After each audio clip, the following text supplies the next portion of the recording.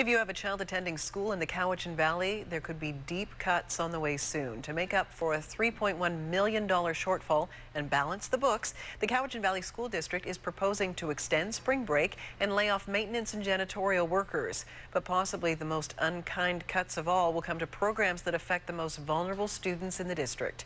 A News Mid-Island Bureau Chief Jonathan Bartlett has the story.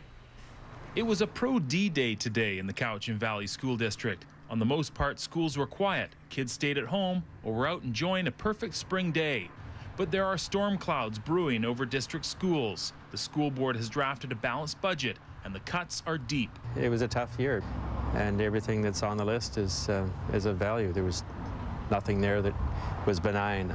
In the first reading or draft budget, 10 teaching jobs will be eliminated, 5 days will be cut from the school year. There are changes to busing, custodian hours, and cuts in programs, making up a $3.1 million shortfall. It's at first reading, and from a process point of view, goes to first reading. Second reading is where the amendments will take place, if there are any, and then to third reading. The final budget will be submitted to the Ministry of Education on May 19th. This draft budget represents government extremism in the face of our community needs.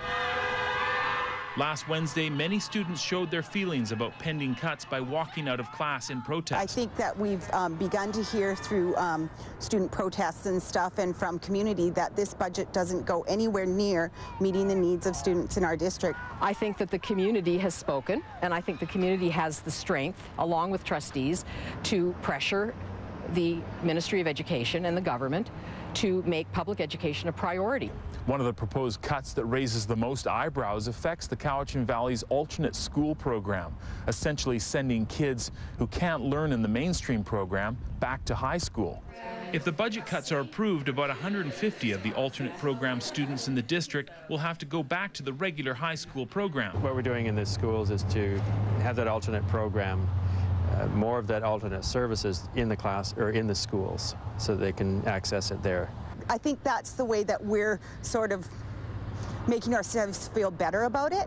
And the reality is that these kids will be lost to the system, and we'll have failed them. Meaning there could be less students achieving their Dogwood certificate in the coming years. In Duncan, Jonathan Bartlett, A News.